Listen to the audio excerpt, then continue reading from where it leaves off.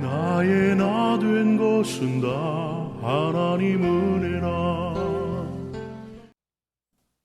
1년 설교를 구상하면서 언제나 한 번씩은 복음에 대한 말씀을 준비하고 있습니다. 그래서 보니까 보통 가을에 제가 복음에 대한 설교를 많이 했던 것 같습니다. 이번에도 마가복음을 중심으로 해서 복음의 설교를 하려고 합니다. 마가복음은 이렇게 시작하죠. 하나님의 아들 예수 그리스도의 복음의 시작이라. 예수 그리스도가 하나님의 아들이라고 합니다. 이건 굉장히 중요한 내용입니다. 예수님은 인간의 아들이 아니라 하나님의 아들로서 하나님으로서 사역을 시작했다라는 것입니다. 마가는 예수님이 하나님의 아들이심을 알려주기 위해서 많은 기적에 대한 것들을 소개합니다. 예수님의 기적 사건을 보면서 단순히 예수님이 이런 기적을 행하셨네? 놀랍네? 그것만 봐서는 안 됩니다. 이 기적 사건을 통해서 예수님은 도대체 어떤 분이신가? 이 기적 사건을 통해서 무엇을 예수님의 어떤 부분들을 말씀하시는가를 찾는 것이 중요합니다. 자, 오늘 본문의 내용은 예수님의 첫 번째 기적을 통해서 우리에게 말씀하시는 것이 무엇인가를 좀 보아야 합니다. 마가복음 1장을 보면 제가 간단하게 요약을 하면요. 예수님이 세례를 받으시고 광야에서 시험을 받으시죠. 그래서 40일 동안 금식을 하고 난 다음에 시험을 받으십니다. 그리고 난 다음에 예수님은 베드로와 안드레, 야고보와 요한을 부르십니다. 그리고 그들과 함께 가버나움에 들어오고 계십니다. 이것이 오늘 읽었던 본문까지의 내용이에요. 마태복음과 누가복음에서는 1장부터 4장까지 걸쳐서 긴 장을 마가는 짧게 착 요약해서 1장 1절부터 28절까지 내용으로서 요약을 하고 있습니다. 예수님은 안식일에 네 제자와 함께 회당에 들어가셨습니다. 당시 회당은 예배 제사를 드리지는 않았습니다. 회당은 평일에는 율법 교육을 하고 안식일에는 모여서 예배를 드립니다. 기도하고 찬양하고 성경 봉독하고 말씀 강론하고 이건 비슷하지 않습니까? 오늘 우리가 드리는 예배의 모형은 회당 예배가 모형이 됩니다. 자, 그날도 회당에서 예수님께서 말씀을 전하십니다. 예수님의 말씀을 들었던 사람들이 이렇게 말합니다. 놀랐다라고 이야기해요. 가르치는 것이 권위 있는 자와 같고 서기관들과 같지 않았다라고 말합니다. 이 사람들이 늘 서기관의 말씀을 들었어요. 그 설교를 들었습니다. 그런데 그날 설교는 달랐습니다. 서기관들과 달랐다고 이야기를 합니다. 또 예수님께서 말씀을 전할 때 돌발 변수가 생기죠. 회당에서 더러운 귀신에 들린 사람들이 소리치면서 막 난동을 부리지 않습니까? 그래서 그냥 난리가 났죠.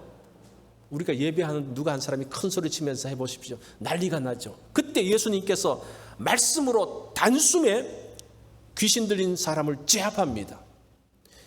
그리고 귀신은 소리를 지르면서 그곳에서 떠났다고 합니다. 이것을 본 사람들이 또 놀랍니다. 이는 어찌미뇨 권위 있는 새 교훈이로다고 말합니다. 이제까지 경험해보지 못했던 그 능력의 말씀을 그들이 보았다라고 이야기를 하죠. 우리가 이런 예수님의 기적의 사건들을 보면서 이런 생각들을 하죠. 오늘날도 우리가 이런 능력의 말씀, 권위 있는 말씀을 들었으면 좋겠다. 그런 소망을 하지 않습니까? 그러나 이런 능력을 보기가 어렵습니다. 오늘 본문에 나오는 권위 있는 세교훈이라는 게 도대체 무엇인가? 그것을 알 필요가 있어요. 우리가 여기서 귀신을 쫓아내는 기적도 중요할 수 있지만 그것보다 훨씬 중요한 것이 예수님께서 하신 그것이, 그 말씀이 권위 있는 새 교훈이라는 겁니다. 이게 도대체 무엇인가? 이 말씀이 사람들을 놀라게 했고 이 말씀이 더러운 귀신들을 쫓아내는 그 말씀인데 이런 권위 있고 능력 있는 말씀을 우리가 함께 할 수 없을까? 이런 소망. 이 교훈 안에 산다는 것이 무엇인지를 오늘 우리가 살펴보려고 합니다. 권위 있는 새 교훈이 무엇인지 먼저 우리가 살펴봐야 되겠죠? 권위 있는 새 교훈이 뭔가? 22절을 보십시오. 뭇사람이 그의 교훈에 논라니 이는 그가 가르치는 것이 권위 있는 자와 같고 서기관들과 같지 아니함일러라. 이 권위 있는 말씀을 하면서 비교 대상이 있는데 누굽니까? 서기관들하고 다르다는 거예요. 자, 그럼 이 서기관들이 도대체 어떤 사람인지 알 필요가 있겠죠? 서기관들은 토라를 연구하는 사람입니다. 토라는 율법을 이야기하거든요. 토라가 무엇인지를 간단하게 말하면 십계명입니다. 이거를 조금 더 크게 말하면 모세오경이라고 할 수가 있습니다. 그런데 시대가 발전하면서 여러 상황들이 생기면 율법에서 언급되지 않은 일들이 생기면 이 서기관들이 다시 율법의 규칙들을 만들어 나갔습니다.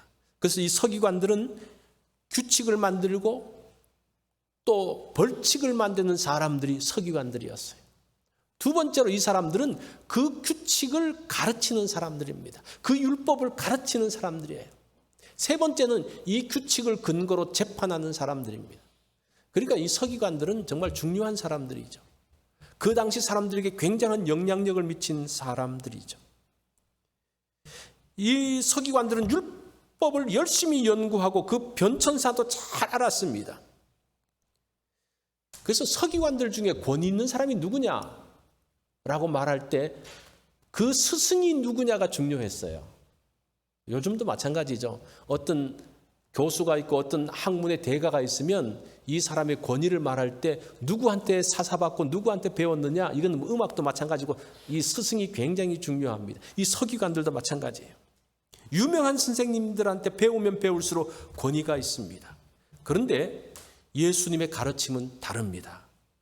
가르치는 것이 권위 있는 자와 같다라고 이야기합니다. 이 권위라는 말이 무슨 말인고 하니 초자연적인 권위를 말합니다.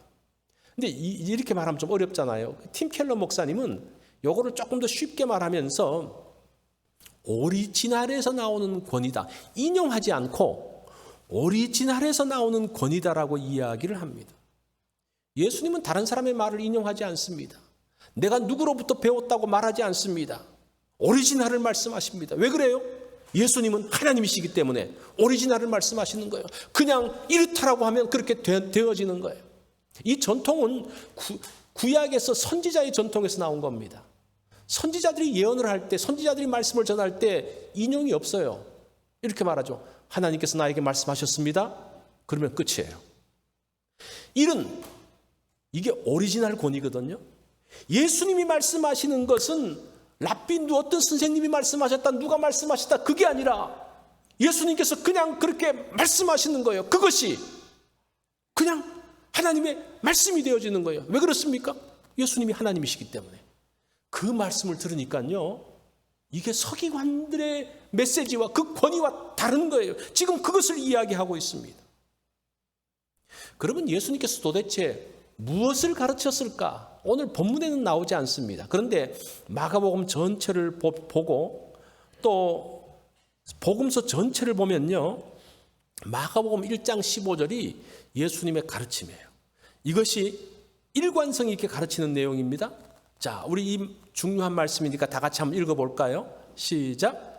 때가 찼고 하나님 나라가 가까웠으니 회개하고 복음을 믿어라. 당시 서기관들의 가르침, 율법의 메시지는 정죄와 책망입니다. 그렇죠? 그 율법이 뭐라 그랬어요? 규칙과 벌칙을 말한다 그랬죠. 그 사람들이 그것만 연구하는 사람이니까 규칙을 이야기해주고 이렇게 하면 벌 받습니다. 그거였어요. 이렇게 하십시오. 안 그러면 벌 받습니다. 이런 설교 들으면 답답하죠. 그죠? 거기에 무슨 은혜가 있습니까? 늘 정죄함이 있는 거예요.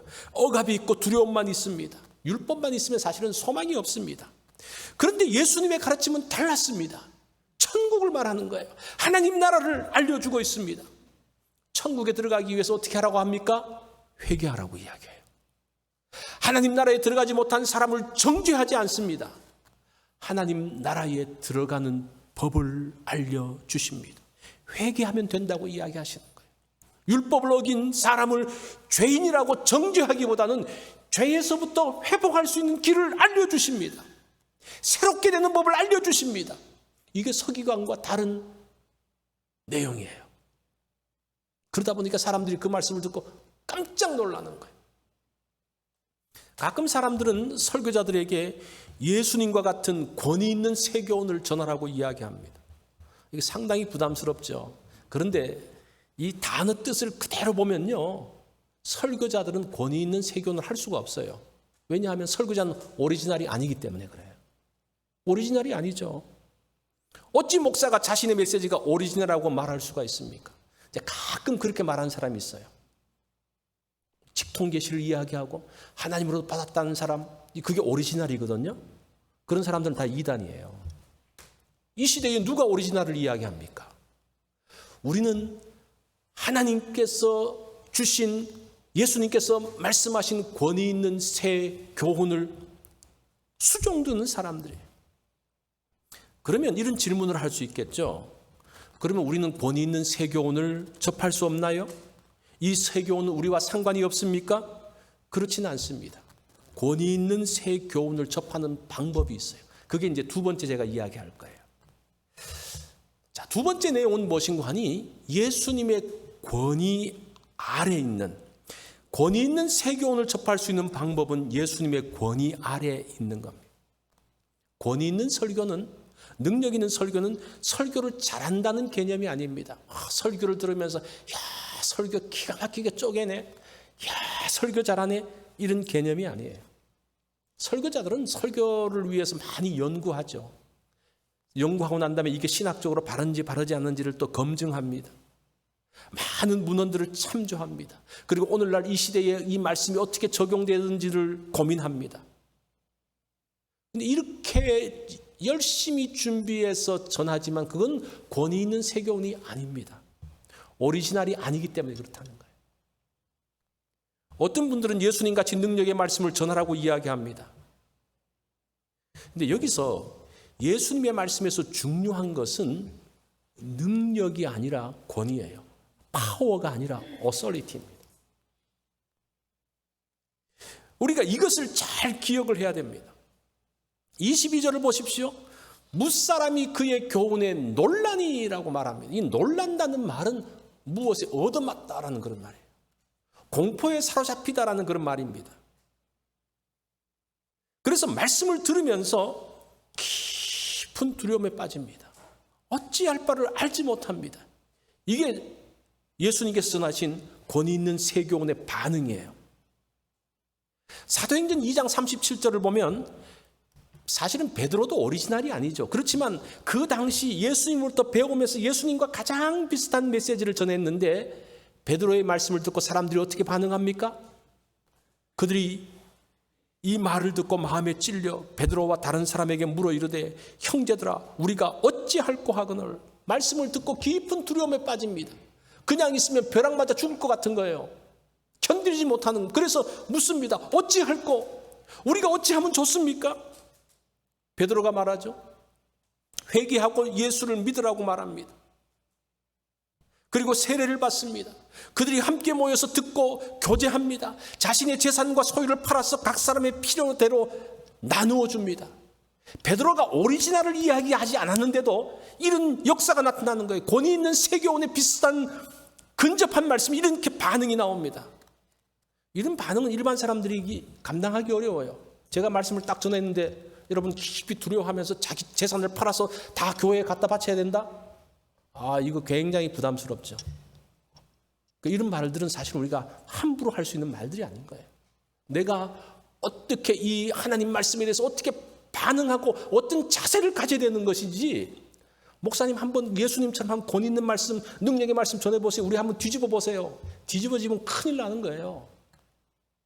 그러니까 지금 예수님의 말씀을 보면서 우리가 그 말씀 가운데 어떻게 반응하느냐를 조심스럽게 나가는 것이 권위 있는 세교훈에 대한 우리의 자세라는 겁니다. 제가 이렇게 이야기하면 너무나 나약하기 그지없죠.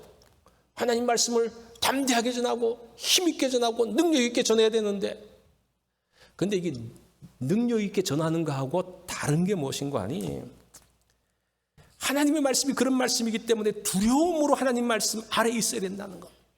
두려움으로 그 말씀을 따라가고 떨리는 마음으로 말씀을 바로 전하려는 그 마음, 거기까지.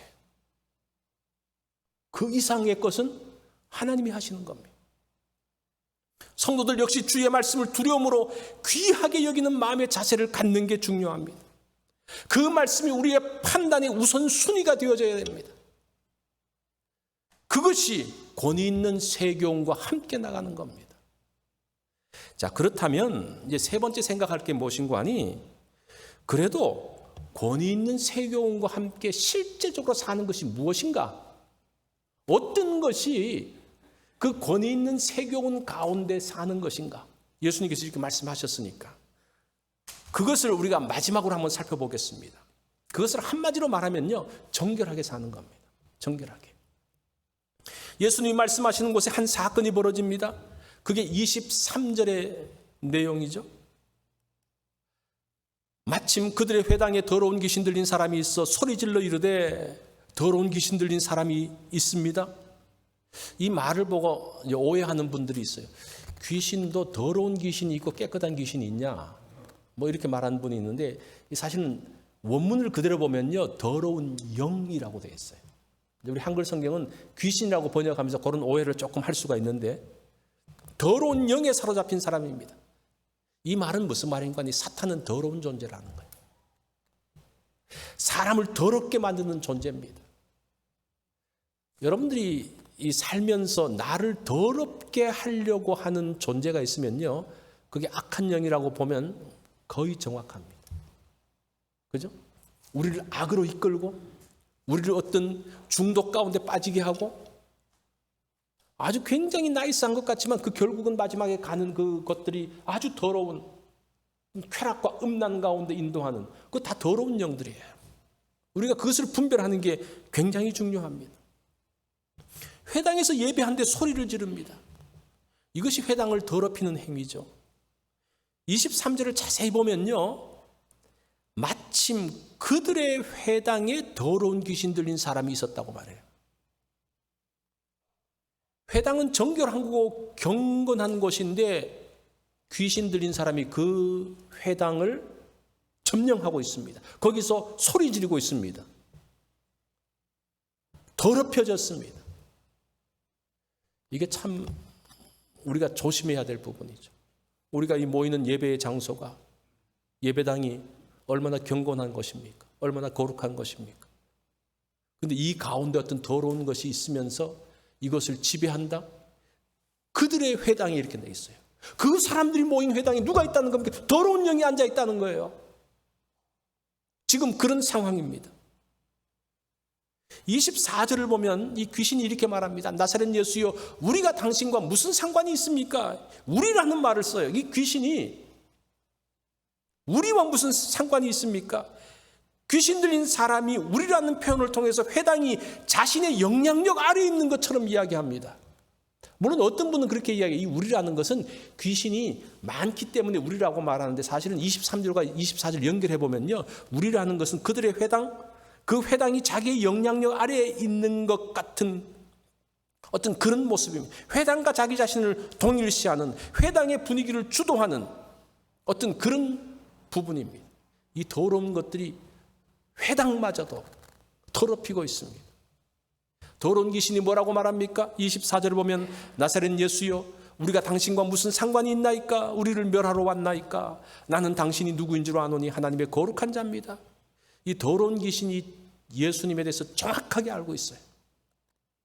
그때 예수님께서 뭐라고 말씀하십니까?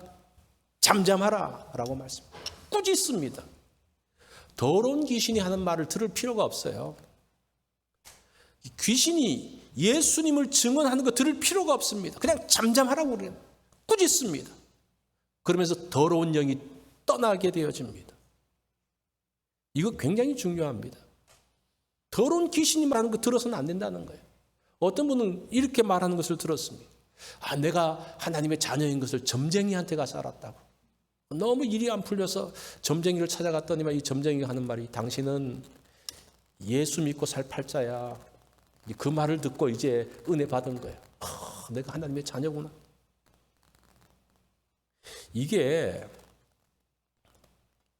그러면서 예수 믿기로 시작했다. 이게 굉장히 위험한 발상입니다. 그러면 그 점쟁이가 우리를 보면서, 당신은 속세를 떠나서 절에 들어가서 살 팔자야. 그러면 그 사람 말대로 그러면 그런 선택을 하겠습니까? 그런 사람들의 말에 대해서 잠잠하라라는 거예요. 그들의 말을 들어서는 안 된다는 거예요. 더러운 영의 말은 들을 필요가 없습니다.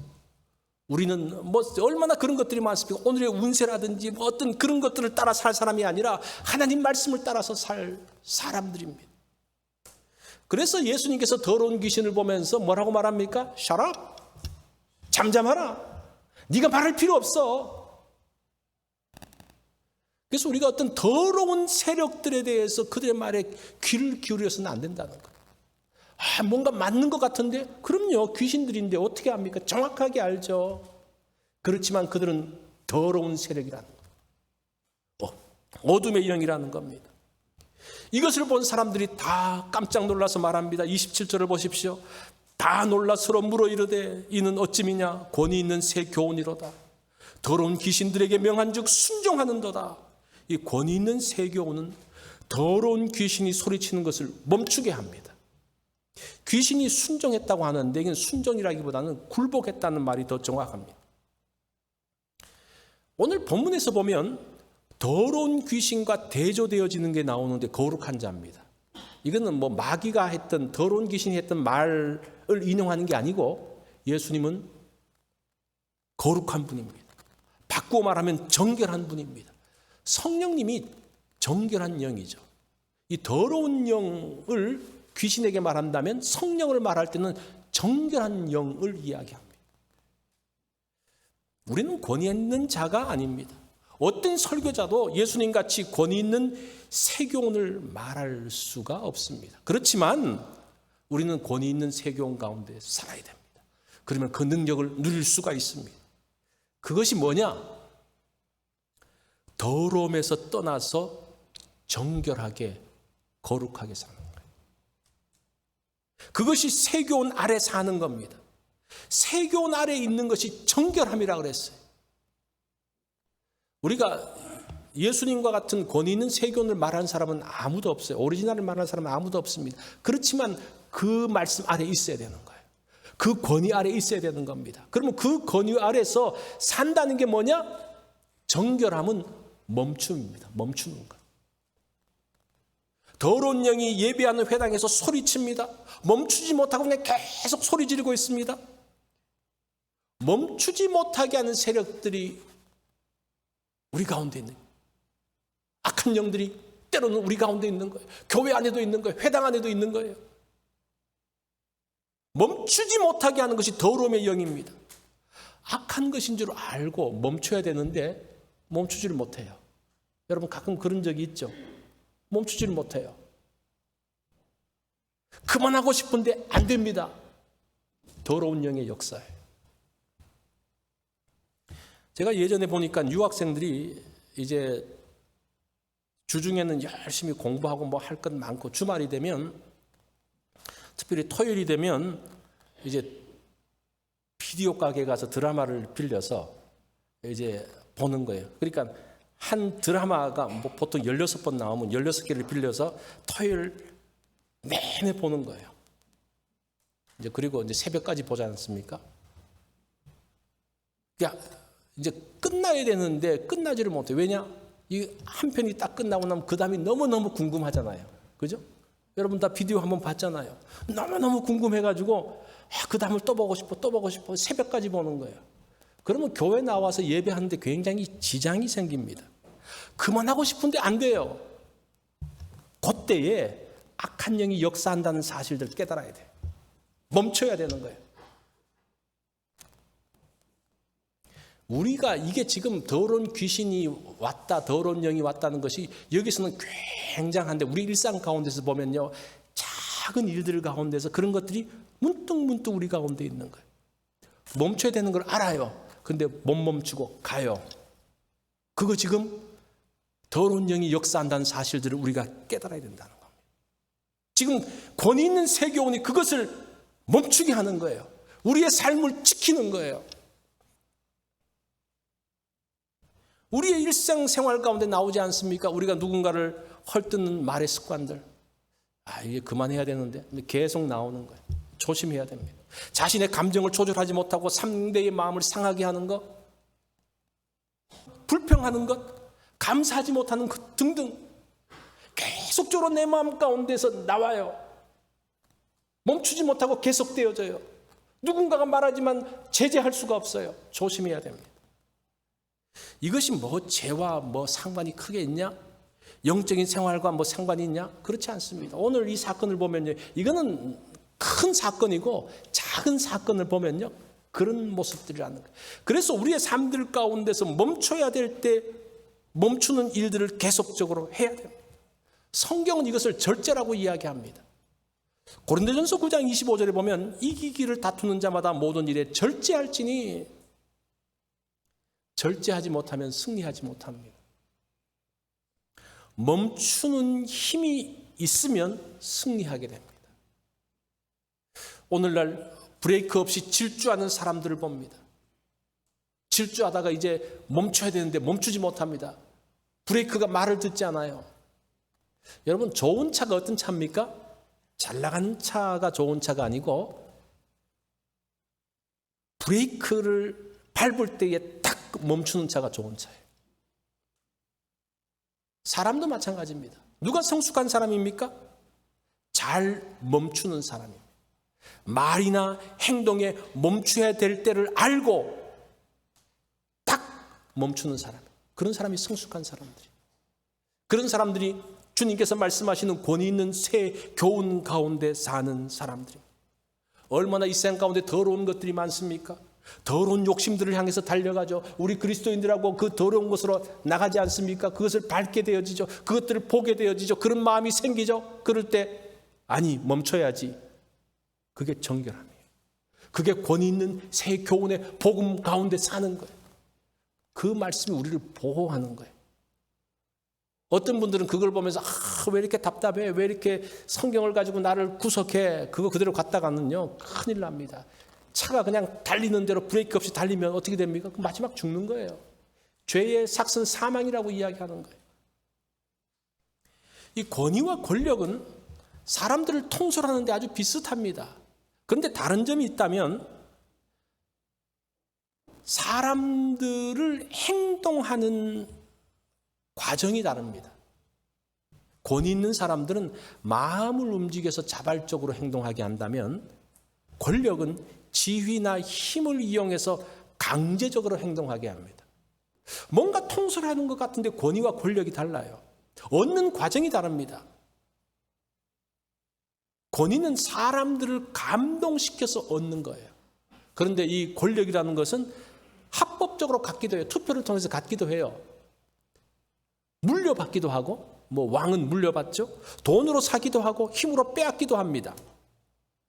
하여튼 어쨌든 그런 뭔가 통솔하고 힘이 있는데 좋은 지도자는 권위로 사람들을 이끌지만 독재자나 무능한 지도자는 권력으로 사람들을 통제하려고 합니다. 그게 다른 거예요. 예수님께서 권위 있는 새 교훈이라고 이야기했을 때 그것이 뭐 내가 하나님이니까 말 들어 이게 아니에요. 서기관들의 형태가 그런 형태죠. 율법에 뭐 어떻게 너희 하나님 벌 받아 이런 게 아니라 그 하나님의 마음으로서 하나님의 크신 마음 사랑하는 마음으로서 나갈 때에 그 말씀이 그 마음을 움직이게 하는 거예요. 그게 권위 있는 새 교훈이라는 겁니다. 권위 있는 새 교훈은 힘으로 이끌지 않습니다. 내면을 움직여요. 우리의 마음을 움직입니다. 선한 영향을 줍니다. 여러분, 무엇이 여러분의 마음을 이끕니까? 여러분들을 이끄는 게 뭡니까? 뭔가가 내 마음 가운데서 일어나는 것들 있잖아요. 나를 끄는 것들이 있잖아요. 나를 움직이는 게 있잖아요. 그게 뭡니까? 더러운 것이 우리를 이끌게 해서는 안 된다는 거예요. 권위 있는 새 교훈이 우리를 이끌게 하는 겁니다. 예수 그리스도의 새 교훈이 나의 마음을 이끌게 하고 또 멈추게 해야 됩니다. 그 말씀이 나를 이끌고 멈추게 하고 가게 하고 멈추게 하고, 그런 모습이 권위 있는 새 교훈 아래 사는 거예요. 그게 그리스도 복음 안에 사는 거예요. 예수 그리스도의 복음은 권위 있는 새 교훈과 함께 하는 겁니다. 그 새 교훈이 더럽게 하는 세력에서 우리를 지켜줍니다. 우리를 복되게 합니다. 이게 오늘 첫 번째 기적을 통해서 우리에게 보여주는 예수님의 복음의 말씀입니다. 우리 다 같이 된 것은 다 하나님 은혜라.